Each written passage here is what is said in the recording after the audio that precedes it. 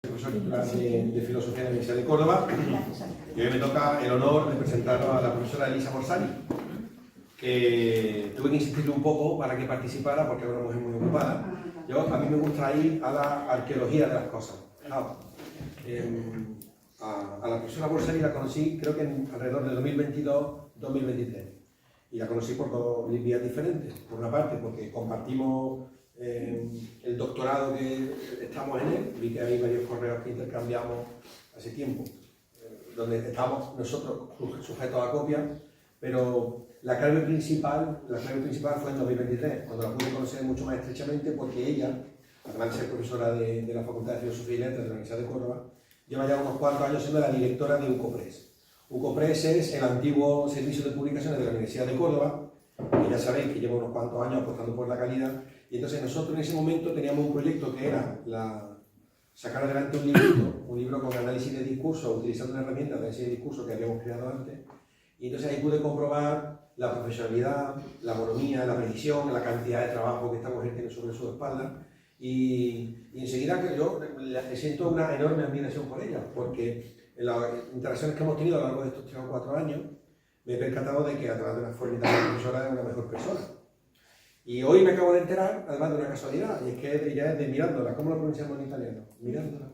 Que es de donde era Pico de la Mirándola, que hay dos. Una es Giovanni Pico de la Mirándola, que fue el primer libro que yo leí en mi vida en italiano. Fue el discurso sobre la dignidad del hombre. El discurso sobre la dignidad del hombre, que lo leí en el año 1998 porque el profesor de filosofía que yo tenía en Udine nos obligó a leerlo. Entonces, pues, bueno, me gustó porque así me pude introducir poco a poco. Y ella resulta que es del pueblo donde nació el autor del primer libro que leí en italiano. Aparte de eso, tenemos aquí una oportunidad única de escucharla hablar y vais a comprobar por vosotros mismos de una temática que creo que aquí a todos nos interesa, ¿no? Que es el mundo de los libros. Así que sin más, por no quitarle ni un minuto más del tiempo, pues os dejo con la profesora Elisa Borsari. Muchísimas gracias, Manuel. Vosotros conocéis a Manuel seguramente de más charlas y sabéis que, no quiero decir que exagere, pero bueno, que es muy buena en la presentación. No es verdad que tardó mucho en convencerme porque me dijo, ¿quieres dar una charla? Sí, porque me gusta salir de mi zona de confort y bueno, pues hablar de libros es algo muy bonito y yo soy una enamorada de los libros. El título que le encantó a Manuel, es el título de un libro, realmente, que es Los demasiados libros, ¿no? Ese libro es acerca de la publicación de libros y es de un ensayista mexicano, se llama Gabriel Said, que se ha publicado en 1972. Ya en ese momento él estaba explorando el mundo de la industria del libro y se ponía una serie de preguntas acerca del mundo del libro en general y también del mundo académico, ¿no? Lo elegí porque a mí ese libro me gusta. Si yo os puedo recomendar un libro para leer acerca de los libros, es justo el de Said. Es un crítico literario, tiene varios ensayos. Lo hace muy ameno. No es la clásica escritura charla que se hace pesada del investigador, ¿no? No, al contrario, pues lo acerca el discurso y además va citando otros autores. No sé si habéis leído de Italo Calvino, que es un clásico, otro libro que os puedo recomendar, que aparece dentro de otro libro que se llama Lecciones Americanas, que son un ensayo que reúne algunas conferencias que dio en Estados Unidos, que habla sobre el concepto del libro, ¿no? Así cada quien tiene su acercamiento y su historia con sus libros, ¿no? Hay un concepto que me gusta mucho dentro de ese ensayo de Said, que es la grafomanía, la llama de grafomanía universal, ¿no? Y él critica critica y no critica, porque acompaña al lector a que reflexione sobre qué piensa él del panorama actual de la publicación de libros. Entonces, algo que, bueno, yo soy de literatura medieval, un compañero antes estaba hablando, me preguntaba, ¿tú qué enseñas? Yo de literatura medieval, ¿no? Eso es lo que, y otras 25 millones de asignaturas que me caen que son del área, pero mi especialidad es literatura medieval y del Renacimiento, ¿no? Es filología románica, o sea que abarco sea Italia, Francia, Portugal, que realmente la zona castellana, la zona catalana, la relación, ¿no? Y es muy bonito ver las relaciones que hay. Entonces, como estoy poco entre medieval y renacimiento, es justo cuando empieza la imprenta de tipo móviles, ¿no? En el siglo XV, en 1450 más o menos, Gutenberg, que viene de una herencia de joyeros, inventa, ¿no? ese hilo de esa escuela de donde venía esos punzones y puede reproducir estas letras que se pueden combinar de otra forma. Porque el sistema de impresión, que la xilografía, ya existía, no es algo que él haya creado ya en China, y también en los campos de Castilla, donde se cultiva vino, ya hacían etiquetas. Entonces, con su vino, con el nombre de su vino. Entonces, ya existía la fórmula de impresión. Ahora, digamos, la mejora y puede hacer muchos libros, no solo folletos únicos con un texto único, sino pues la varia combinación para tener, ¿no? Entonces dice, bueno, en los primeros años se publicaron como unos 100 títulos, ¿no? Y había tiradas de 300 ejemplares, ¿no? Entonces empieza con esos datos, que ahora voy a buscar, 350 títulos por año, ¿no? Entonces, pues, el primer siglo, los primeros 100 años, se publicaron 35.000 libros. Después nos va corriendo, ¿no? En 1952 ya se publican 250.000 al año, ¿no? Entonces ya tenemos un crecimiento así. En el 2000 ya se publican 1 millón de títulos anuales, títulos nuevos. ¿Es en el mundo entero? En el mundo entero, 1 millón de títulos nuevos. Y ya después, ahora, son 2,2 millones de libros nuevos cada año, ¿no? Entonces, la curva ha sido así, y pensamos cuántos somos en el mundo, cuántos nos tocaría leer por persona, ¿no? La población crece de forma aritmética, mientras los libros crecen de forma exponencial, ¿no? Entonces, ¿qué hacemos con todo eso? Me encanta también porque empieza diciendo que Sócrates en el Fedro ya decía que no se fiaba de la escritura, porque la escritura se metía, pero claro, esa escritura se queda ahí como en un cofre, como un tesoro, pero si no abrimos ese tesoro se queda allí. Entonces, ¿por qué publicamos tanto si no tenemos tanto público lector, ¿no? Él va haciendo sus reflexiones y pone en juego muchos conceptos. Por ejemplo, bueno, entonces, ¿qué hacemos? Publicamos mucho menos títulos para que todo el mundo pueda leerlo, todo el mundo tengamos el mismo conocimiento. Entonces estaríamos delante, me corregirá, una autocracia, ¿no? Nos obligan a leer todo lo mismo, pensar todo lo mismo y hacer todo lo mismo.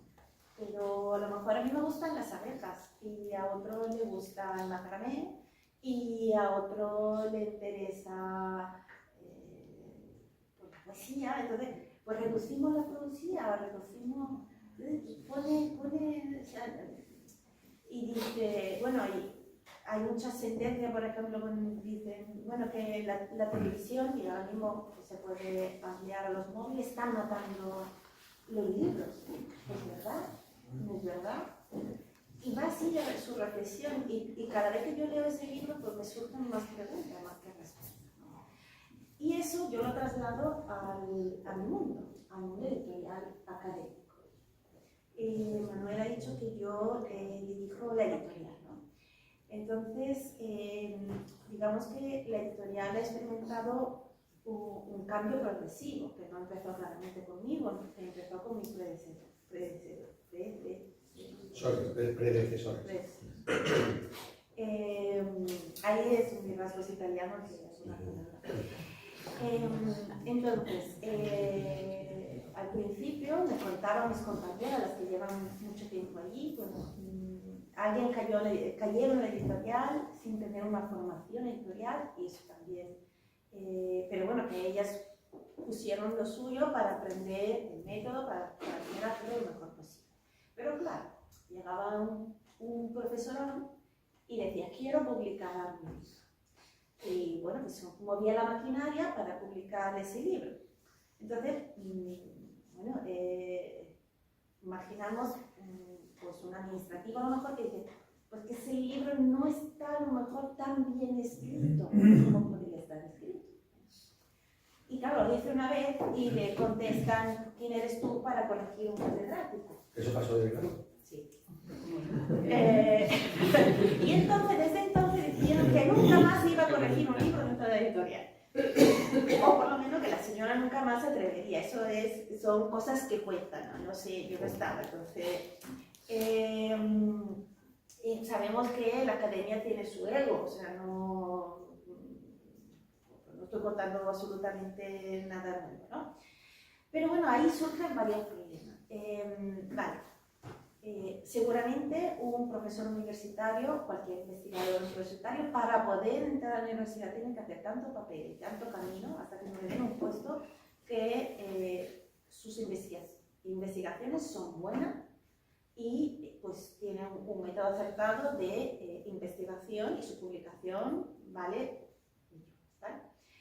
Pero claro, también sabemos que todo el mundo cometemos errores. Nadie es infalible. Y que pues la academia, la primera, pues el entorno académico es el que juzga a los otros académicos. O sea, ¿por qué? Digamos que hay un control entre todos para que siempre se haga una buena ciencia, sea social, sea humana, sea experimental. Entonces, con el tiempo, se fue acusando a la academia o las editoriales universitarias que publicaban solo a sus profesores. ¿No? Que había mucha endogama, que no había controles, ¿no? Y se fue moviendo el foco a editoriales externas, supuestamente científicas, ¿no? Casualmente de pago, ¿vale? Que aseguraban ese proceso, ¿no? De corrección y de verificación de datos. Y todo esto con dinero público, porque las investigaciones vienen de un dinero público. Bueno, el FECIC, que es la institución, digamos, del ministerio que controla la cientificidad, digamos, de todos los procesos, también relacionada con ENECA, dice, bueno, existe un proceso que es transparente para poder evaluar esos escritos. ¿Por qué no lo aplicáis? Entonces, ese proceso ya se estaba haciendo con las revistas científicas. Entonces, pues se fue, digamos, englobando dentro de las editoriales académicas. El proceso se llama doble evaluación por pares. ¿Qué significa? Que el autor no sabe quién lo está evaluando y los evaluadores no saben a quién están evaluando. Necesitamos el proceso más transparente. Transparente porque en el medio hay alguien que filtra la información y hace, digamos, de conexión y ayuda a los investigadores, digamos, en ese proceso y, por ejemplo, ahora para poder tener un sello de calidad de publicaciones exigen que se envíe toda la documentación, todos los correos, todo lo que se ha generado durante ese proceso. Pues muchísima documentación. Entonces eso fue algo que fuimos perfeccionando. Después existen también problemas atados a que, por lo menos las universidades públicas, no puedo hablar de las universidades privadas, son la falta de medios. Entonces, para cada cosa se necesita tiempo y se necesita personal y personal formado.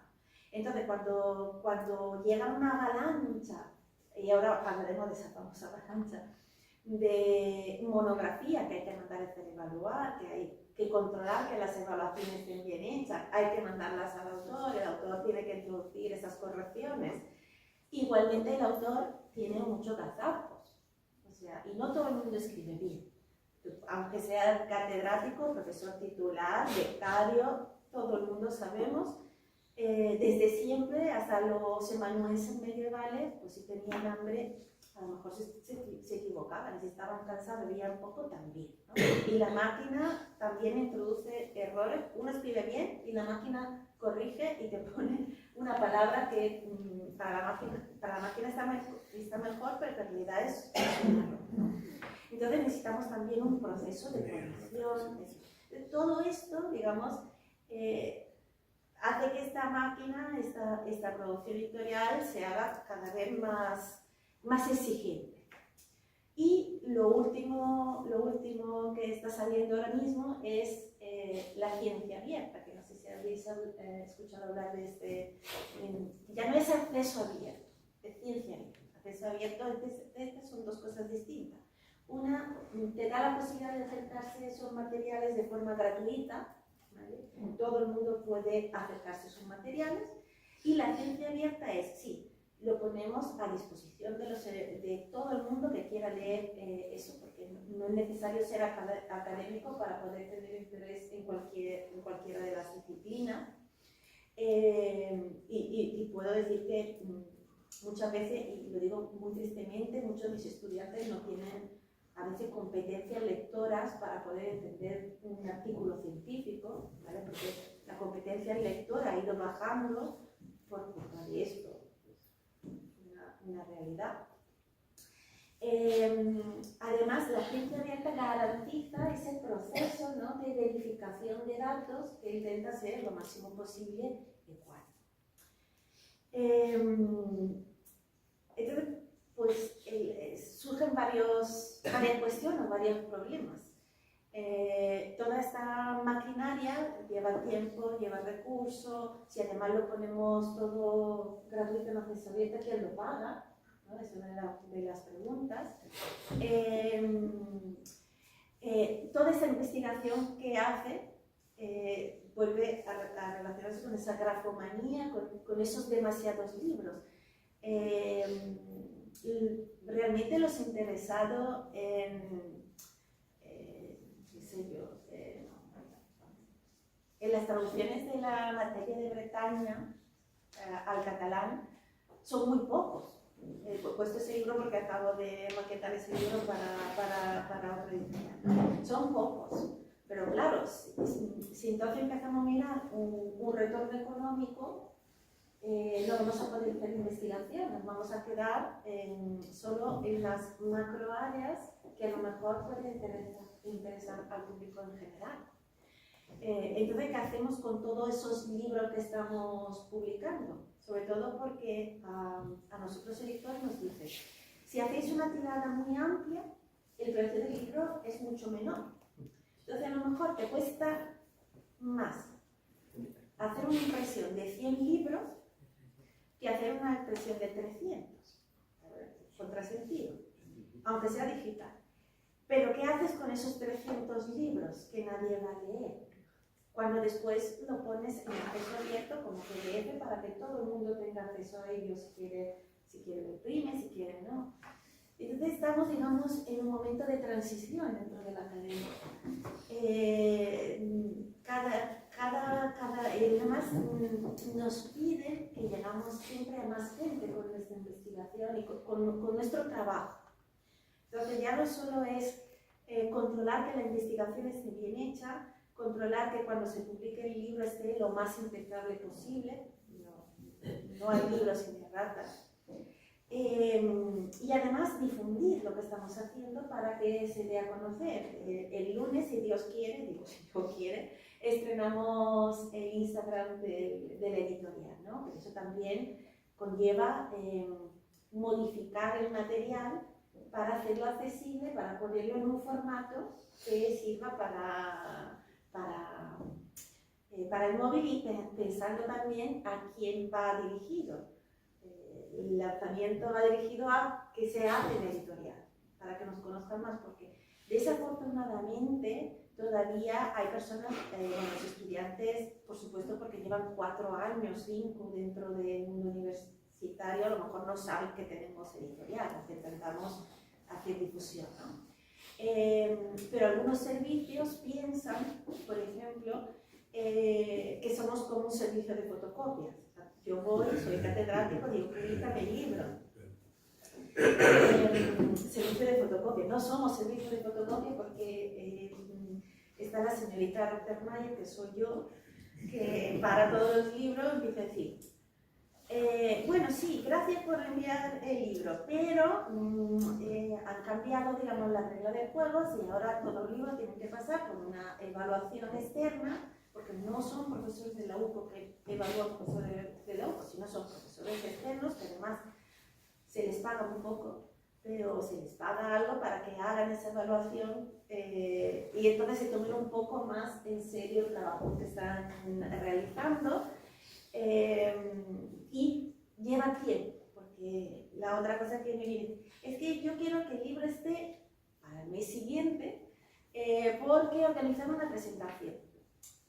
También la evaluación más o menos tarda un par de meses, porque una persona que se lea y evalúa un libro pues necesita su tiempo, no es una novela, entonces claro, es controlar los datos.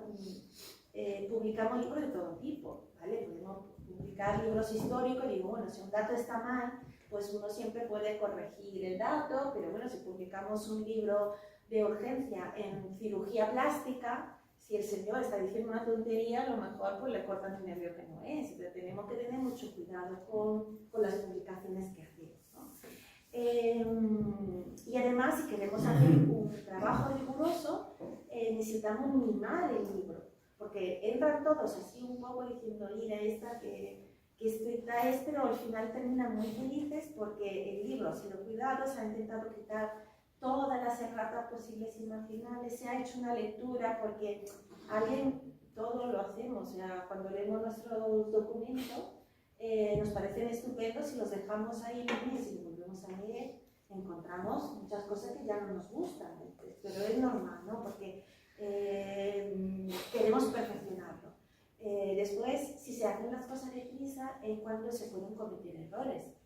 Si ponemos prisa a las imprentas, también se pueden equivocar encuadernando o pueden meter una errata en la cubierta. Entonces yo soy a favor de mantener los tiempos. A veces me aprietan los tiempos porque hay prisa, lo que sea, pero bueno, que yo intento mimar al libro y al autor como si fuera mi libro.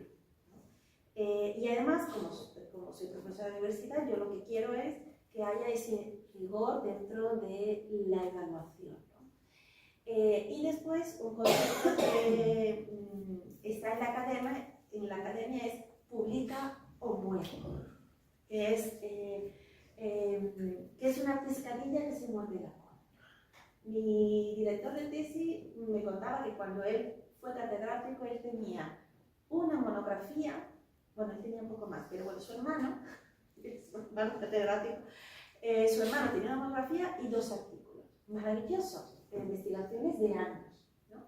Y ahora exigen al que sale del doctorado que no solo haga la tesis final, pero que tenga 25 artículos, no sé cuántas conferencias ya dadas, participaciones en proyectos. ¿Cómo podemos exigir a una persona tan joven que tenga la experiencia, el conocimiento de una persona que ha ido trabajando sobre un argumento durante muchos años? Las tesis doctorales decían que se hacían infinitas.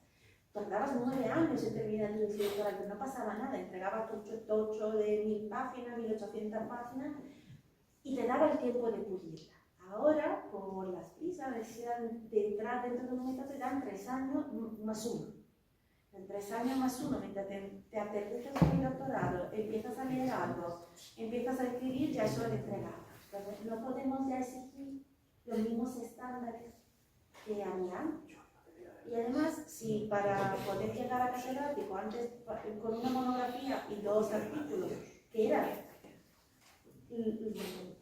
lo más, ahora te exigen 20 libros, 50 artículos, lo que tienes es que darte prisa para escribir, y cuando te das prisa no haces el mismo producto acurado, y además pues encontrar algo novedoso, 40 artículos novedosos, multiplicarlos por toda la gente que hay dentro de la academia, pues no vas a ser novedoso, lo siento un montón. La mayoría son refritos y resúmenes, estados de la cuestión. Yo creo que no estamos yendo por el buen camino, pero... Los republicanos, que son los que publican y republican. Yo creo que no estamos yendo por el buen camino. Sería mejor dejar el tiempo a los investigadores para la reflexión, para que el público lo lea, ¿no? Pero bueno, que es soltado en la mesa como muchas ideas sobre qué hacemos. Publicamos poco y solo seleccionamos, publicamos mucho para poder tener acceso. El libro en papel va a morir respecto al libro digital, porque claro, también ahora estamos en un mundo que utiliza internet para todo y es mucho mejor tener un libro colgado. Y yo creo que el modelo, por lo menos en la academia, no estoy hablando del modelo público ni de las novelas, porque si uno escribe una novela maravillosa y le lee 1 millón de personas, pues qué bien. O sea, yo la primera feliz de que haya 1 millón de personas disfrutando de su tiempo de lectura, que es el otro problema, que no tenemos tiempo para leer, ¿no? Pero creo que dentro de la academia llegará un momento que los libros serán digitales con posibilidad de impresión bajo demanda. ¿Por qué? Porque de 500 ejemplares sobre nuevas leyes de agricultura, 1998-1999, pues puedo decir que 450 se han quedado en el almacén. Y lo tenéis en papel, ¿no? Sí. Pero no, porque ya alguien hizo limpiar, a reciclar, ¿no? Entonces, pues está ese problema también, donde yo estoy reduciendo la tirada, porque sé que al principio un libro es novedad, sobre todo en investigación, entonces todo lo que pienso en los libros que son, nosotros lo llamamos de protocolo. De protocolo en UCOPRES tenemos los libros para el depósito legal, para nuestra biblioteca, para la biblioteca Cántico, que después distribuye a las bibliotecas de la provincia, a la red hemos también firmado un convenio con la red de bibliotecas de Córdoba, las del ayuntamiento, porque le damos también ejemplares para... no muchos, porque también ellos dicen, vuestras publicaciones son muy especializadas, a lo mejor no interesan tanto, algunas que sí, sobre todo las de literatura, historia y filosofía, pero hay otras que son mucho más específicas que el público es más reducido, ¿no? Pero yo sé que esas seguro llegan a buen puerto. Después, ejemplares para que los autores tengan para poder difundir entre otros investigadores y enviar a revistas para que se pueda dar difusión, y una cuota muy pequeña para la Feria del Libro de Córdoba y algunas compras que se dan también. Pero bueno, yo creo que más que se queden en el almacén, prefiero que estén en acceso abierto y que alguien, si quiere, pueda pedir que se imprima, ¿no? Pero bueno, que todavía no lo estamos haciendo porque también es muy complejo el tema de papel. Y claro, también entramos en otro, cuando se habla de papel, en el medio ambiente, ¿no? Entonces, ¿qué hacemos si publicamos mucho con ese papel? Que además tenemos que controlar. Solicitamos ahora a nuestras impretas que nos certifiquen todo el proceso de dónde viene ese papel y qué tipo, cómo reciclan todo durante el proceso, porque desde la universidad somos los que tenemos que dar ejemplo de mantener y proteger nuestros recursos primarios, ¿no? Entonces, las editoriales académicas están mirando siempre a muchos frentes, ¿no? ¿Cómo voy de tiempo? Podemos hacer la pausa para el café. Pues vaya, me han dicho que tengo cada máximo 20 minutos. Un poquillo de Parar, café, y después de Julia, pregunta. Si no empiezo a hacer preguntas, ¿eh?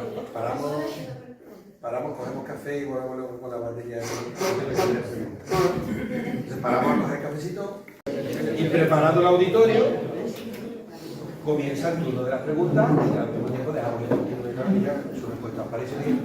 Yo, mientras se vaya a levantar la mano, yo quiero hacer dos comentarios muy breves y una pregunta que me... No estoy escuchando, ni siquiera escuchando. Aquí hay que suspender una vez, hay que suspenderla. No, bueno, hablando serio. Primero, el primer comentario que quiero poner sobre la mesa, la cuestión que más me ha preocupado es la disminución de la comprensión lectora. Me parece muy grave, lo estamos constatando a diario en la propia universidad. Si hay una propuesta de solución. Segundo, el Publica o Perece yo creo que es un cáncer que está destrozando la academia. A mí me parece muy mal que se evalúe el ámbito de las humanidades de la misma manera que se evalúa el ámbito científico-tecnológico. Me gustaría saber qué opina al respecto y hasta si estaríamos dispuestos a plantarnos para dejar de ser evaluados de esa manera. Y la pregunta más importante que tengo es, los vinateros medievales, ¿cómo pegaban las pegatinas de las que hablaba? ¿Había pegamento en las pegatinas? Empiezo por la más fácil. Utilizaban clara de huevo y esas cosas para pegar. ¿Eso pega? Sí. Se utilizaron en pastelería, todo es con clara de huevo, el pegamento del pastel. Hasta se usaba la clara de huevo para filtrar el Una vino. pastelera de plomo. Por eso ahora utilizan otros métodos porque con las alergias al huevo pues tienen que tener muchísimo cuidado cuando embotellan el vino. Como yo antes tuve 3 años en la Universidad de La Rioja, en Logroño, y cuando había congresos lo que se hacía era llevarlos a bodegas y te explicaban todo el proceso, pues ya me embebí yo de todo el proceso desde la planta hasta el embotellamiento. Y respecto a lo de la comprensión lectora, yo soy profesora de literatura medieval, entonces tenéis que imaginar que yo propongo textos medievales. Hay muchas formas de acercar la disciplina así en clase. Podría ser muy estricta como soy en la editorial, pero lo que exijo en la editorial es muy distinto. Porque estoy trabajando teóricamente, porque casi siempre que se acerca a la editorial son investigadores, que ya están crecidos y conocen. Los estudiantes que llegan a mi clase, la primera pregunta que les hago es ¿qué han leído de literatura medieval? Si tengo suerte, me dicen el Cid y la Celestina. Si tengo suerte. Un año venía una chica de intercambio de Salamanca y como ellos tienen literatura medieval aquí es el tercero. Ellos lo tienen también en primero, una introducción a la literatura. También había leído... ¿Qué había leído? El libro de Bonamor. No, el libro de Bonamor es muy difícil. Un poco... ¿Algo de romancero? Sí, puede ser algo de romancero. Pero bueno, era la única que me había leído algo más. Yo como el Conde Lucarno. Entonces yo como pongo las lecturas obligatorias completas, que son el libro de, el Cid, el libro de Buen Amor, el Conde Lucanor y la Celestina. 4. 4. Yo estoy pensando en añadir una quinta que me gusta, pero bueno, no Un quiero... apunte, que eso lo leíamos en tercero de BUP. Exacto, eso se lee aquí en el... Que es el equivalente a primero bachillerato, perdón. Sí, pero que ellos no han leído, porque en su libro tienen 3 páginas sobre la literatura medieval, y de las cuales una habla de la Escuela de Traductores de Toledo, y yo trabajo con traducciones medievales. La primera cosa que te dicen es que nunca existió una Escuela de Traductores en Toledo.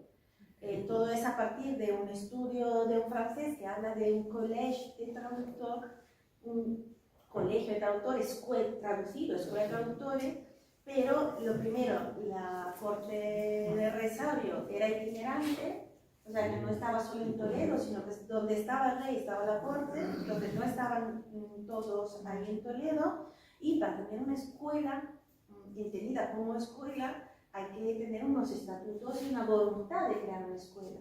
Ahí lo que hacía el rey era allegar así los más importantes sabedores, ¿no?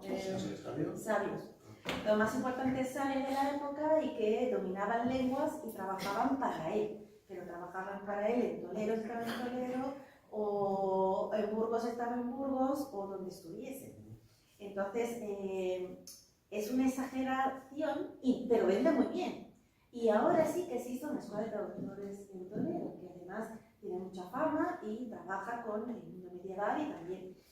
¿Ahora dice ahora, en 2026? Sí, desde hace 20 años, 25 años en una escuela de traductores de Toledo, ¿no? Pero bueno, todo depende qué queremos decir con escuela de traductores. Pero si la entendemos escuela, no existió nunca, ¿vale? No existió en esa época, por lo menos. Entonces, si ya llegan con... otra pregunta que le hago es, ¿quién es el primer poeta en lengua castellana? No. Yo quería pedir la palabra para después. Sí. Mira, dicho, le bajo la mano para que me lo pudiese.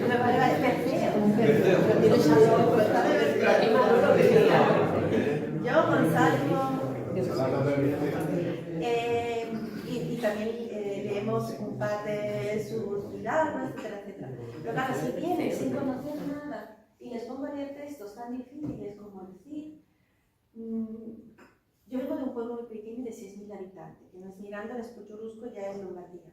En mi pueblo te diría, ¿es que te escupen un ojo? Pues sí, o sea, yo no puedo a un estudiante que lee el libro de buen amor sin poderlo leer tranquilamente, ¿no? Entonces se le hace difícil la lectura. Entonces les obligo a leerlo en castellano antiguo, en una versión anotada. Les digo, no me vale cualquier versión, yo quiero que sea una versión anotada, en que explique pues, las palabras difíciles, los cambios de la lengua. Sé que es una lectura más difícil porque hay que concentrarse más, ¿no? Pero también le ofrezco una versión modernizada para que cuando lo lea pues se puedan apoyar en el otro, ¿no? Estamos en una filología, o sea, tienes que hacer ese esfuerzo, ¿no? Y eso sí pasa con el libro de Buen Amor, el Conde Lucanor, etc. El libro más difícil, el libro de Buen Amor. ¿Por qué? Porque es en poesía, porque Buen Amor. El libro de Buen Amor es en poesía, ya la poesía es mucho más difícil normalmente de entender y además tiene un trasfondo filosófico muy importante. Entonces necesitan esas notas al pie. Y después, yo lo que les digo es, lo que quiero que os guste la literatura medieval, porque es la única vez que la vais a leer en vuestra vida. Muy pocos de vosotros vais a volver a acercaros a ese texto. Yo la puedo poner difícil tanto cuanto yo quiera. Puedo poner súper difícil y súper especializada, pero no quiero eso. Yo quiero que disfruten la lectura y amen un poquito como yo, poco, porque yo amo mucho la literatura medieval. Entonces, también acerco otros tipos de materiales para ayudarle a la comprensión lectora. Les digo que el libro de Buen Amor es muy divertido. Ella me mira y me dice...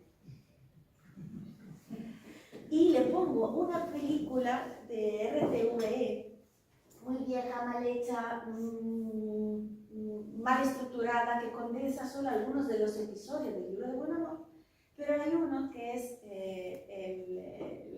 la historia del pintor de Bretaña. Un pintor que sale para Bretaña y deja a su mujer sola durante 2 años. Y dibuja el cordero, ¿no? Y dibuja... Pero claro, ellos lo leen y no lo entienden.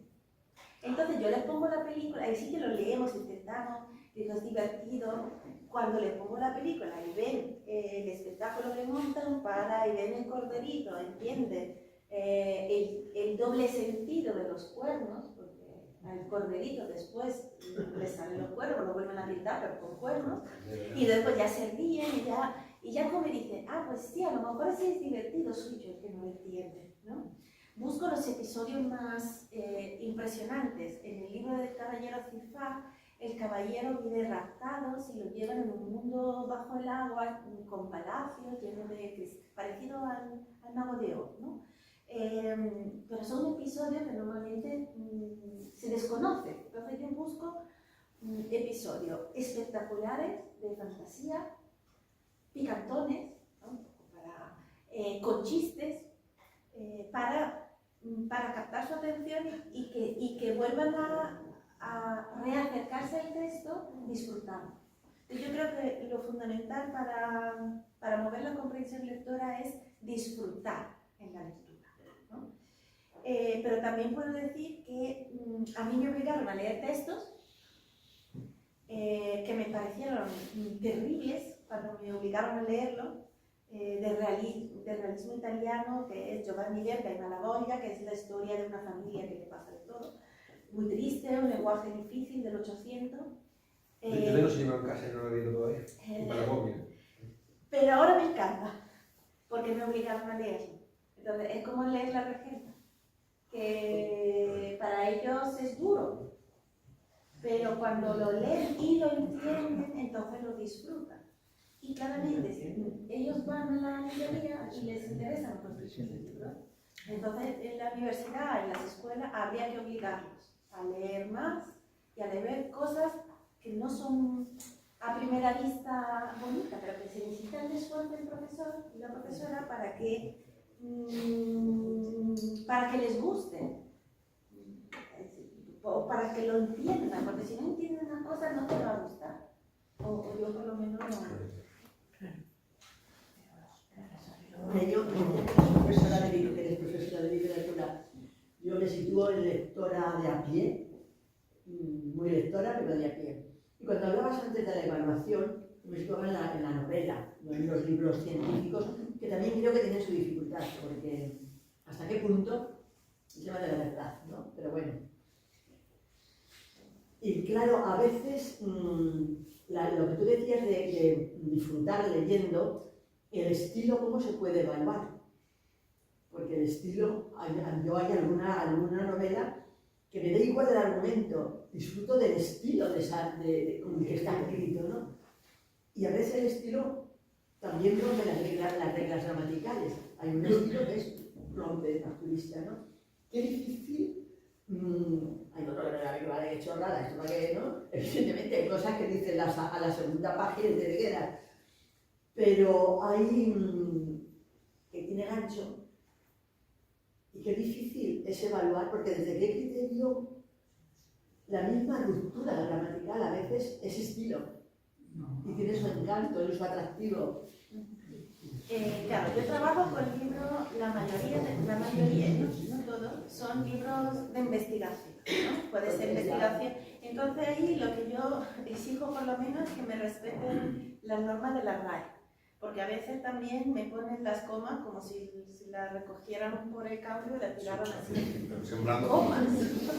Y además, yo también, porque he trabajado maquetando, advierto a los autores, por favor, cuando me entreguéis el texto, que esté corregido correctamente y que se haga una lectura de la puntuación, etc. Porque cuando se maqueta, no quiero pon coma, quita coma. Porque el pon coma, quita coma pueden ser 800 comas en un libro de 1000 páginas, quieras o no quieras, va a ser difícil y sobre todo se pueden generar más errores. En los poquísimos libros que me han llegado en estos 4 años de editorial, que son que tienen un estilo más de difusión, ahí claro, yo lo que necesito es que esté ortográficamente correcto, pero el estilo en sí no se mira. Lo que sí puedo, en algunos casos sí he tenido que decirlo, en algunos libros de investigación le podría parecer muy claro al que la ha escrito, pero otro lector no sabe lo que está escribiendo, no se entiende, porque no pone sujeto, verbo y predicado. Entonces, eso a mí, pero en un libro de investigación. Ya, entonces, si vamos a la prosa poética, por ejemplo, que existen, como el ejemplo clásico es el de Rayuela. toco tu boca, toco con tu boca, y es poesía en prosa, ¿no? Entonces ahí no, un buen editor, a veces editor comercial, digamos así, de novela, de bestseller, ahí es, o la gente literaria es el que tiene que vender su producto, diciendo ese estilo es otra cosa, ¿no? Y ya después aparecen los gustos de las personas. He dicho que no existe vino bueno, existe vino que te gusta, ¿no? Y un vino muy caro no significa que te va a dar más de otro que pagaste menos, es tu paladar. Entonces, también en los libros hay paladares. Es bueno que haya variedad. Hay gente que disfruta con descripciones muy largas, desde mi punto de vista muy pesadas, y disfruto más, ya que tengo que leer siempre cosas muy, no voy a decir aburridas, pero los textos de investigación, digamos, son más complejos. Yo disfruto de una lectura ligera y rápida donde hay muchos diálogos, porque también me gusta mucho la relación entre las personas o las conversaciones. Ahí también las descripciones ya te cuentan las cosas. En la charla eres tú el que vas deduciendo, ¿no? Entonces, el estilo no lo toco, pero sí, si no se entiende lo que está escrito, sí tengo que decir, por favor, arréglame un poco el texto porque no se entiende lo que está escrito. Cambio completamente, ¿eh? Cambio. A ver, yo soy profesora de universidad de un centro privado de la Loyola y perdona que hago una breve introducción para la pregunta porque creo que el público que está aquí va a entender por qué lo estoy haciendo. Bueno, defendí la tesis en el año 94. Cuando yo defendí la tesis, por supuesto, no podía haber publicado antes nada, porque nadie tenía que saber de lo que yo estaba haciendo, me fueran a copiar. Era lo que había en aquel momento, y para mí el mayor logro de todo fue que antes de terminarla y defenderla había una editorial que me dijo que quería publicar mi tesis. Además una editorial académica, científica, pero que muy divulgativa, y entonces la tesis, bueno, para mí el que se publicara fue fantástico, porque me permitió que me conocieran, reconocieran y tal. Bueno, fenomenal. Esa editorial ya no existe, esto ya no se da. Ha cambiado tanto el mundo académico, ha cambiado tanto, porque para mí publicar es devolver a la sociedad. Y creo y entiendo al investigador como que hace una devolución a la sociedad. Pero la academia no devuelve a la sociedad. Bueno, y eso quiero saber a ver qué piensas sobre eso. Algunas cosas he ido diciendo. La academia, la necesidad o la obligación que se hace cuando se pone, tiene que haber doble ciego, tienes que publicar en revistas de impacto, entre comillas el impacto, porque el impacto no es realmente una transferencia. Si ustedes quieren leer algo, tienen que pagar y tienen que conocer que esa revista existe. Hay cosas maravillosas publicadas en el ámbito científico, pero que no llegan. No llegan porque están en inglés, que se valora mucho más si está en inglés. Están en revistas de pago americanas. Y entonces el investigador que quiere empezar a tener una carrera académica y están empezando a hacer la tesis doctoral, lo primero que le dicen es, tienes que hacerla en 3 años. Yo no veo mal que se haga en 3 o 5 años porque no se puede, porque lo que tienen es que demostrar que saben investigar. Pero, y ya está, pero tienes que publicar un JCR, el JCR es una revista de impacto y además dependiendo del área de conocimiento te vamos a pedir que sea más impacto que otras. Antes decía que habías publicado, que esta vez te habían llegado 4, llegan pocas publicaciones al servicio de publicaciones ahora, porque hay áreas de conocimiento que no se les valoran las monografías, no se les valoran los libros, con lo cual no les interesa publicar ahí, les interesa publicar directamente en la revista. Entonces, yo lo que veo es que lo que se convirtió, lo que en principio era bueno, que era el doble ciego, el que no se publicara de manera endogámica, al final se ha convertido en un fin. El fin es publicar, como sea, independientemente de la transferencia. Yo he estado trabajando también en un momento determinado para la administración pública y decía, esto está publicado, y me ponía a buscar dónde podía haber algo publicado, pero claro, en la administración se va muy rápido y eso que tendría que ser una transferencia que viene desde la universidad, hay una desconexión completa entre las necesidades de la sociedad y lo que se está publicando. Un ejemplo, el cambio climático. Desde hace 80 años se está diciendo que va a haber un cambio climático. Hay revistas científicas, hay publicaciones científicas, se sabe perfectamente lo que va a pasar. Que no hay vuelta atrás. Y no se transmite. Entonces, ¿cómo avanzar hacia esto? ¿Cómo volver a una universidad que realmente sea una universidad para la sociedad, para generar mejor sociedad? Y la privada es igual que la pública, ¿eh? Igual, con un problema, que nosotros pagamos nuestras investigaciones, evidentemente, porque no lo va a pagar la pública, pero los criterios son los mismos, nos exigen lo mismo o más, o más. Habría que hacer lo que dijo Manuel, plantarse. No, yo me he plantado. No, Pero plantarse delante de ese órgano que es planeta y otros órganos que evalúan cuántas publicaciones tienes y te obligan a hacer como los puntos para las sartenes del supermercado. Si tienes todos los puntos, entonces te llevas a casa la sartén. Entonces, si tienes todos los puntos, te llevas a casa la sartén, pero puedes participar en lo que quieras.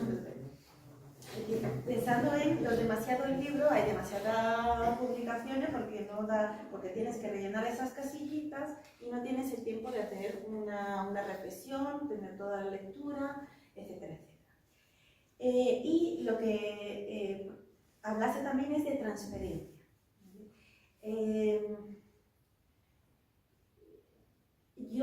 Cuando yo pienso en mi ámbito, las humanidades, ¿no? Y pienso a los grandes como Menéndez Pidal, esos grandes yo no los veo haciendo transferencia, los veo escribiendo su gran obra, ¿vale? Pero ahora, y la transferencia se da entre comillas, más fácilmente en el ámbito científico puro, porque si tú inventas una cura para un cáncer, después se aplica a la sociedad. Entonces, digamos que hay ámbitos que es más difícil hacer transferencia. Ahora sí parece, prácticamente todas las universidades sí hay un departamento, un área de transferencia que intenta,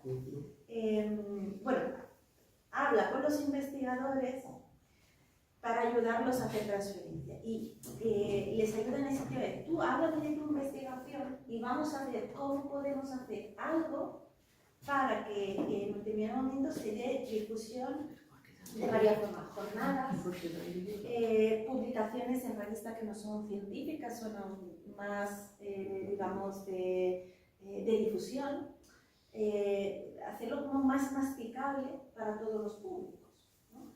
Y ahí el problema es que después se meten también cosas que realmente no son buenas investigaciones en esa cosa. Pero todo eso lo hace el investigador porque le da puntitos para seguir subiendo. Es decir, a mí me han llegado a decir, mira, esto está muy bien, Marilo, nos encanta lo que quieras hacer, pero no tenemos 2 años para hacer el trabajo de campo. Salir, investigar, hacer focus group, no tenemos tiempo. Tú hazlo, y luego ya, cuando vayas a publicar, llámanos. Y yo digo, pues ¿crees que tiene que ser así? Porque si la gente tiene 20 y tantos años, 30 años, y quiere pasar a comer un poquito, tener una mínima carrera profesional, tiene que ser así, pero claro, es una pena. Sí, desde siempre es como si la universidad estuviese en su castillito y la ciudad ahí fuera. Entonces, yo creo que ahora se está intentando hacer algo, ¿no? Porque se han dado cuenta que creo que la misma Junta de Andalucía está obligando a las universidades de Andalucía a que devuelvan algo a la sociedad, ¿no? Entonces, se están haciendo acciones, pero el sistema en sí está mal. Lo que decía Manuel, o sea, si lo que te piden para poder llegar a tener una plaza fija es publica, porque te queda poco tiempo para hacer todo el resto, hasta para hacer una investigación acurada y con tiempo y reflexión. Entonces, llegará un momento que la pelota explote, o sea, no puede seguir así o implosiona, porque así no puede seguir, ¿no? y mucho depende de la voluntad de la persona, lo dijo Manuel, o sea, ¿qué hacemos? Hasta que yo siempre digo, quien se tiene que oponer son los catedráticos, son las grandes figuras que ya tienen su puesto, no van a poder subir más, no van a poder ganar más, y tienen su puesto fijo que nadie le va a quitar. Tienen que decir, señores, hasta aquí hemos llegado, no puede seguir así el sistema, esa no es una forma de evaluar un buen profesor universitario que publique. ¿Y la parte de la docencia dónde está? ¿Dónde está la parte de...? Sí, bueno, ¿cuántas horas de clase has dado? 2.500. Eso tampoco es una evaluación. O sea, hay algo que hay que cambiar. Por ejemplo, nosotros en la editorial, no puedo hablar de otras cosas. A mí me dan un presupuesto pequeñito para hacer libros y para cuidar de las revistas. Vale. Y bueno, he dicho, vamos a ahorrar lo que podamos para crear un premio. Hemos creado este año un premio, 50 aniversario Congreso, este año celebramos 50 años, que es libro de artista. Pero libro de artista para los estudiantes de las dos escuelas de arte que hay aquí en Córdoba, que son la Mateo y Nubia y la Dionisio Ortiz, ¿vale? Específica para esos estudiantes, no que no puede participar artistas ya formados, lo que tienen que demostrar con su matrícula que están matriculados, ¿no? No es un premio exagerado, pero la idea es para fomentar a que los jóvenes puedan crear, ¿vale? Sé que somos científicos, pero bueno, que también es la difusión de la cultura, es una de las ramas de la editorial. Pero claro, normalmente se nos acerca el investigador que quiere publicar sobre su rama. Entonces, es una forma, digamos, de involucrar a estudiantes de todas las edades, porque en las dos escuelas hay estudiantes de todas las edades, no son solo, pero ofrecerles la posibilidad de crecer y de hacer algo con el apoyo de la universidad, tener un premio. Pero ese premio, si una persona se lleva el premio, pero todos van a participar en la exposición y en el catálogo. Entonces, simplemente participar, que no se paga cuota para participar, da la posibilidad de hacerse visibles, tener esa publicación o decir, mira, he aparecido en el catálogo de la universidad, en una exposición que han hecho, en la corredera, en el espacio, que ahora mismo están ahí concursando, están preparando, ¿no? Es, digamos, un gesto, nosotros hacemos un gesto. Ahora necesitamos que todo el mundo haga un gesto. Una de mis películas preferidas es Cadena de Favores. Poner ¿alguien la ha visto? Sí, yo. Si todo el mundo, cada persona en el universo hiciera eso, hiciera 3 favores desinteresados a otra... De envergadura. Sí, aunque sea pequeño, cada gesto cuenta, pues sería el mundo mejor y tendríamos seguramente menos libros, pero tendríamos más tiempo para leer. Y de más calidad. Y de más calidad. Bueno, cuando yo quería intervenir, pero con una palabra después de ti, voy yo, ¿vale? Bueno, pues muchas gracias. En primer lugar, por cederme la palabra. Me ha costado, me ha costado, porque llevo un rato poniéndome la lengua y... Evidentemente. Bueno, Yo quiero hacer, primero me atrevo a negar la mayor. Es decir, no creo que haya demasiados libros. Lo que creo es que hay pocos lectores. Para empezar. ¿Y cómo se llega a tener más lectores? Creando una afición sobre la lectura que desde mi punto de vista, y con todo mi respeto a la profesora conferenciante, que es profesora de literatura medieval y tal, bueno, yo es que creo sinceramente que llevar hoy a la gente joven a una lectura, empezando por hablarles del Mester de Clerecía, va a ser muy difícil, muy difícil. O sea, yo invertiría el sistema, yo no empezaría por... Si quiero crear lectores, no empezaría por hablarles de lo que pasó, de lo que fue, sino de la sociedad actual. Y de ahí ir regresando hacia nuestros orígenes. Es decir, creo que me explico, pero si no, me explicaré mejor. Es decir, yo empezaría a lo mejor... Entonces nunca leemos a Homero, ¿no? Homero ya abandonado. No, lo que está No, diciendo es... Homero, por supuesto, no. Lo que yo entiendo es que si empezáis la literatura por el sistema de energía va a ser muy difícil. Va a ser muy difícil porque si no se genera de inicio una ilusión por la lectura y un deseo de leer, un deseo de participar en la lectura, el que empiece mal va a seguir mal toda su vida y va a rechazar la lectura. Entonces, mi opinión es invertir el sistema. Llevemos la lectura clásica a través de un inicio en la literatura actual que le genere ilusión, que le genere ese deseo de leer y de conocer más, hasta llegar a Homero. O sea, Yo estoy de acuerdo con usted porque le tiene que gustar, ¿no? Entonces, respecto a lo de la inversión, a mí me llegan en tercero. O sea, ya han tenido literatura contemporánea, literatura hispanoamericana, vamos al contrario, dentro de la filología. No empezamos el primer año con medieval, que es pesada, sino que ya tienen medieval el tercer año, porque a través de la literatura contemporánea ya pueden empezar a entender mejor el método de análisis. Entonces, en eso estamos haciendo lo mismo. Pero claro, a mí me llegan ya muy crecidos.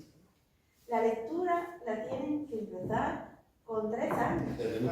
evidentemente. Con 3 años con imágenes. Como que la literatura medieval es tan bonita porque no son esas ediciones, yo les cuento a mis estudiantes, me los llevo a ver ediciones faciles. No son esas ediciones así, toda letra. Eran libros grandes así, llenos de ilustraciones, llenos de colores. Entonces, se leía en voz alta, la lectura era compartida, las imágenes eran bonitas, te contaban la historia. Entonces, aunque tú no entendías, porque la mayoría eran analfabetos, tú te mirabas la imagen e ibas entendiendo más o menos la historia. Y ya después alguien te la leía en voz alta y ya se completaba, ¿no? Entonces, yo creo fundamental la lectura a través de las imágenes. Los cómics para mí son fundamentales. O sea, para mí, que pongan en cómic el Cid y que ya empiecen con la historia y les guste. Homero. Mi madre me compraba su revista toda la semana, Familia Cristiana se llamaba, y entonces venía el jornalito y entonces pues tenía Julieta Romeo en cómic. Yo no he empezado leyendo a Shakespeare. Sí, lo he leído, pero a través de un cómic, que era una cosa atractiva. Era un clásico, pero puesto de forma atractiva. Todavía no lo he hecho, pero he encontrado una novelita que es como sobre de investigación. Algo el monje de Silos, algo así, que es de ahora, ¿verdad? Y pone a Gonzalo de Berceo investigando a un asesinato. Y entonces pues se mueven entre los viñedos de La Rioja, entre el escritorio, parecido un poco al Nombre de la Rosa. Pero lo han puesto como personaje principal a Gonzalo de Berceo, un poco exagerado como que no me lo imaginaba así, pero bueno. Pero yo estoy dándole vuelta de cómo puedo introducirme en clase para que no solo lean a los milagros de Nuestra Señora, sino que lean una novela contemporánea con personaje principal a Gonzalo de Berceo, para que le tomen cariño. Entonces le toman cariño o por lo menos yo entendí la señora Fletcher, la de Morgan Schubert, que tengo mucho cariño. Rafa, luego yo quiero decir cosas. No, tú primero. Yo esta noche tengo una conferencia y es desde la perspectiva del estilismo de cada autor. Yo voy a proponer la lectura de los clásicos ante todo y de una forma muy particular, desde la intertextualidad, es decir, el pastiche, cogiendo un texto clásico, reconstruirlo a tu propio sentido de escritor y así pues ir estudiando la literatura desde una parte clásica. Es lo que por eso nos hemos mirado, Somos amigos. Manuel y yo, ¿no? De que no, yo estoy totalmente convencido de que hay que empezar con la situación. No hay mucha literatura. Carlos Castillo del Pino decía, yo no tengo tiempo para leer tantas cosas que sabe. Yo me voy a los clásicos, que es lo que interesa de verdad. Porque si hay a los 2,5 millones de volúmenes al año. Ya lo es. Para los colores, entonces. Yo no es una pregunta, sino que yo soy profesora de instituto Corbera y en bachiller, antes de que entrara eso, se leía entera Celestina y no una edición modernizada como la que hay ahora, o sea, con un lenguaje que a lo mejor no es clásico, pero en esas adaptaciones que hay ahora. Pues tú qué se entrada, Cristina. Lengua entera. Entonces leíamos la Celestina entera, el Conde Lucanor prácticamente entero, y se leía bastante del libro El Buen Amor, y te digo que la Celestina les encantaba.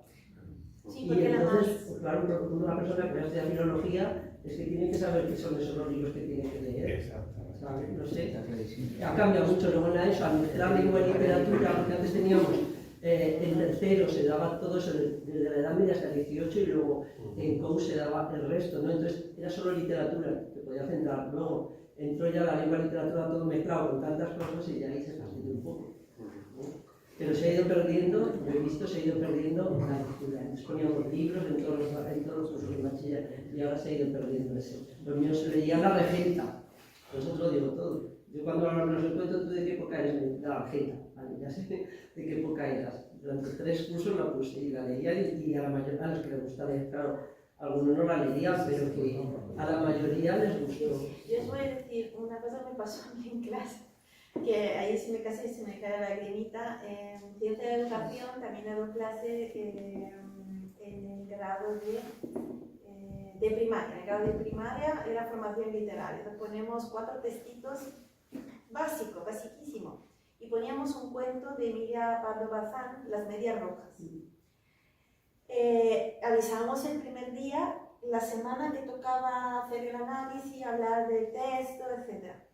Y levanta la mano uno y te habéis leído el texto, levanta la mano.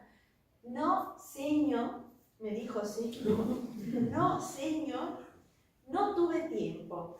Lo miré y le dije, ¿no tiene tiempo para leerte una página y medio? O sea, me eché a reír por van a echarme a llorar. Pero cuando pasan esas cosas, lo que decía, desde pequeñito, si le damos una pantalla, pues la utilizarán y todos esos colores son muy atractivos, los vídeos son muy... yo tengo gente de mi edad que dice que se pone a mirar un poco y le dan las 3 de la noche viendo vídeo tonto. Porque genera como... sí, engancha, ¿no? Y estudiantes, ya te dejo hablar, estudiantes que me han dicho que le costó leer un artículo que les di para leer, entonces, porque aunque habían dejado el móvil en otra habitación porque le daba ansiedad. Entonces, lo que hacía este chico era ir a la biblioteca de la facultad y dejar el móvil en casa. Porque si lo tenía cerca no lograba leer. Yo no enorme voluntad, ¿eh? ¿Qué? La voluntad que tenía el muchacho de... Totalmente. Dejar el móvil en casa me parece espectacular. A lo mejor en la entrada de la biblioteca habría que dejar los móviles, porque... Yo quiero decir más cosas y intentar ser breve en 3 parcelas diferentes. Primero, recuerdo que en diciembre, al amor de la lumbre, estuve yo en una mesa sentada allí hablando de la auténtica debacle educativa que estamos afrontando. No voy a abundar sobre el tema, supongo que el vídeo estará grabado, pero desde mi punto de vista, la vía principal de agua que está haciendo que se hunda el barco es justamente la pérdida de hábito lector. Datos tenemos de ponedores que dicen que en Andalucía a los 13 años el 90% de los niños abandonan la lectura para siempre. A mí lo que me sorprendía el para siempre ese, espero que se equivoquen, porque uno siempre puede volver a la lectura con 30 o 40 años, supongo. Frente a esto no hay solución. Yo copiarlo en un juego y hago un juego muy largo, que aquí no lo voy a repetir, que es intentar recuperar la famosa vis moris, ¿no? La fuerza de la costumbre. Mos moris significa costumbre en latín. Pues claro, una vez uno incorpora un hábito, al cabo de 20, 30 días, pues el hábito se hace tuyo. Cuando la tesis básica es que incorporen el hábito lector. Y tener que decir esto a chavales que tienen 20 años en la facultad, ya me parece muy claro de por dónde van los tiros. Intento atacar por ahí. Luego viene la segunda línea que quiero hablar, para ver qué opina, sobre todo que ver qué opina Lisa, es la cuestión académica tiene que romperse ya. Por ejemplo, sin ir más lejos, yo ahora tengo que evaluar varios planes de doctorado nuevos que me están llegando este año de la nueva jornada, y el documento que tienen que rellenar es, voy a intentar ser suave con la palabra, es patético, es ridículo, es horripilante para un alumno que quiere hacer una tesis en filosofía. Parten de unos postulados que están extraídos directamente del ámbito científico duro, o sea, habla de hipótesis, habla de soluciones experimentales, habla de unas ridiculeces que no caben en el ámbito hermenéutico que aplicamos nosotros como método en la filosofía. El hecho de que nosotros estemos asumiendo que hay que rellenar ese documento ya nos convierte en perdedores, porque jamás en la vida un profesor de humanidades va a poder rendir de la misma manera que un profesor científico. Te voy a explicar por qué. Porque se buscan cuestiones diferentes. Eso se explica en filosofía de la ciencia. Mientras que el ámbito científico lo que busca es la explicación de los fenómenos naturales, el ámbito de la humanidad busca la comprensión. Entonces, explicación y comprensión, que pueden parecer estar hermanadas, tienen metas diferentes, son metas diferentes. Entonces, creo que hay que plantar el pie en la pared, porque además esto es absolutamente ridículo. Entonces, voy a contar una cuestión personal. A mí, el 23 de diciembre del 24, o sea, hace 2 años, un poquito menos de 2 años, me echaron para atrás la acreditación a catedrático porque la ANECA no valoró 35 capítulos de libros, todos ellos en editoriales de máximo nivel, porque eran capítulos de libros. Entonces, aquello supuso un balapado demoledor. Resulta que ahora cambian los formatos, vuelvo a pedir la acreditación y ahora me la conceden con un currículum prácticamente idéntico del que me lo negaron en un año. En 13 meses ha cambiado la percepción que el Ministerio tiene de mi carrera académica. Yo creo que eso tiene que ser cambiado, evidentemente. Ahora espero que algún día pueda yo, como decía Lisa, estar tranquilo y proponer alternativas. Entonces, hay que presentar una resistencia. Y luego viene la tercera parte de la cuestión que yo quiero comentar. El auge de la inteligencia artificial va a acabar con esto de alguna manera o de otra. Nos contaba José Carlos Ruiz al final de enero la presentación de un libro que acabamos de sacar, se llama Atlas de Pensamiento Contemporáneo, que se ha multiplicado por 5 el envío de manuscritos literarios a la editorial española. Si el año pasado, 2025 o 2024, presentaban 200 ejemplares de manuscritos, ahora son 1000. O sea, eso tiene varias explicaciones. Yo veo 2 primeras. O ha habido un enorme aumento de la inspiración literaria que está todo el mundo escribiendo, o evidentemente la inteligencia artificial está supliendo el cerebro de los humanos. Eso hay que atajarlo, porque, y fijaos, aun a riesgo de parecer que yo estoy ahora defendiendo el ludismo del siglo XIX, destruyamos los nuevos inventos, pero es que no queda otra alternativa.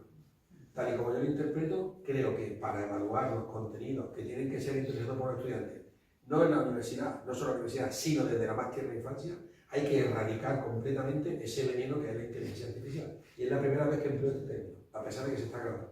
Conforme más reflexiono sobre el asunto y más leo, más creo que es peligroso para nuestro desarrollo mental. He estado leyendo, y yo me leo los artículos completos, hoy bromeaba con los alumnos a propósito de eso, digo, claro, pero este artículo que ha publicado un tal Gerlich, que es un investigador suizo, ¿no? Que es uno de los primeros datos empíricos que hay sobre qué está ocurriendo con el cerebro humano al aplicar cotidianamente la inteligencia artificial. El resultado es demoledor. A mayor uso de inteligencia artificial, menor rendimiento en pensamiento crítico. Y luego el corolario es tremendo, porque dice, si uno comienza a todas las habilidades cognitivas que le identifican como Homo sapiens, tú las delegas a la inteligencia artificial, por ejemplo, memoria, decisión, comprensión, causalidad. Si tú las delegas para que ella la interprete, tú dejas de practicarla. Por lo tanto, el rendimiento de los test de inteligencia va a ser inferior. Ergo, el aumento del uso de la inteligencia artificial redunda en perjuicio directo de la parte de sapiens, que somos como sapiens. ¿Me estoy explicando? Entonces, la alternativa es clara. Tiene que ser hay que extirpar ese cáncer, o de lo contrario, lo que sea en el futuro, va a ser un ideal, que es una palabra que yo empleo cada vez más, ahora que estoy envejeciendo más. Creo que está a nuestra mano. Entonces creo que de verdad hay que plantar el pie en la pared y cambiar algunos modelos educativos, porque este sistema evidentemente no se puede prolongar en el tiempo. ¿Me he explicado? Y lo bueno es que tenemos aquí una testigo de excepción, porque la profesora Borsari es testigo de cómo va avanzando la dinámica académica de publicaciones en un centro como la Universidad de Córdoba, que será pequeño, que será pero digno. Y aparece siempre muy bien indexada en los rankings universitarios, no está nada mal. Dentro del panorama andaluz y dentro del panorama español. Eso es lo que quería comentar. Puedo preguntar, mire, yo estoy en un club de lectura, creo que es una labor magnífica, porque además fomenta la lectura y ahí se enriquece mucho mucho con los comentarios de la gente y tal. Los años que llevo en Grupo Cántico, en la biblioteca, aunque antes estaba en la provincial, yo he leído libros que en la vida se me hubiera ocurrido que hubieran llegado a mis manos. Y el coordinador siempre, desde que estoy hace 6 años, uno de los libros es un cómic, porque cree que debemos de acostumbrarnos también a leer cómic. Este año ya lo hemos leído, El abismo del olvido. Es excepcional, excepcional. Bueno, yo creo que es verdad que la gente que estamos en el club de lectura de los 40 para arriba, pero también es cierto que, bueno, de alguna manera comentamos y vamos difundiendo esa necesidad de leer, porque creo que es necesario. Te abre mucho la mente, la imaginación y todo. Muchas veces lo completamos o bien con artículos, o bien con películas, o con documentales, con lo cual, genial. Claro. Pero has usado la palabra clave, biblioteca. Es que yo de pequeña me iba a la biblioteca de mi pueblo, ponían varios libros sobre la mesa que eran las novedades, y yo elegía el libro según la cubierta que más me gustaba y el título más sugerente, pero iba a la biblioteca. Yo tengo estudiantes que aunque estén en la Facultad de Filosofía y Letras, no han pisado la biblioteca. Algunos van a estudiar, pero no la usan como lo usaba yo. Pero bueno, además, una biblioteca de una universidad tiene los libros de investigación. Pero yo no, o sea, algunos estudiantes sí, pero la mayoría no van a una biblioteca normal y van y empiezan a mirar las novedades. Ay, pues me llevo este libro a ver de qué habla. También porque mucha de la información la tienen en internet, en Instagram, libros, claro. Todo se puede usar de dos formas. Yo sigo cuentas y entonces me llega la información de un libro que acaba de salir y me cuentan un poco de qué va y digo, este libro interesante. Pero antes lo hacía yendo a la biblioteca o yendo a una librería. Que yo cuando entro en una librería, yo tengo que tener mucho cuidado al entrar a una librería. Porque entro en una librería y digo, qué bonito este libro, porque voy eligiendo uno por temática, uno porque es muy bonito, porque hacen libros que son joyas, o sea, no son de colores, para tocarlos, o sea, las ilustraciones, hay libros ilustrados, tengo una colección de libros para niños ilustrados y son fantásticos. Entonces, pues entro y salgo con 2 o 3 libros y ya me duele la cartera, ¿no? Pero igualmente, y algunos están ahí esperándome para leer, para encontrar tiempo. Y la otra cosa que decía Humberto Eco, él tenía una biblioteca de 50.000 libros. Entonces también está claro que no los he leído todos, no los voy a poder leer todos. Pero es la biblioteca personal llena de libros que todavía no hemos leído, es un proyecto. Es un proyecto que tenemos, ¿no? Yo los voy a leer, o sea, en algún momento, o no, pero los tienen ahí con el deseo, ¿no? La belleza, ¿no? de tener esos libros. Además, yo pienso, vengo de una familia del campo, pequeña, ¿no? Los libros eran un lujo. Entonces teníamos nuestra pequeña biblioteca. Ahora que yo tengo el lujo de poder tener una biblioteca grande cuando yo quiero y poderme permitir esos libros. O sea, es una pena que a veces las generaciones más jóvenes no lo aprovechen. Me ha parecido formidable con los jóvenes. Bueno, muchas gracias porque hayáis venido hoy. Hemos pasado 10 días formidables y creo que merece un aplauso.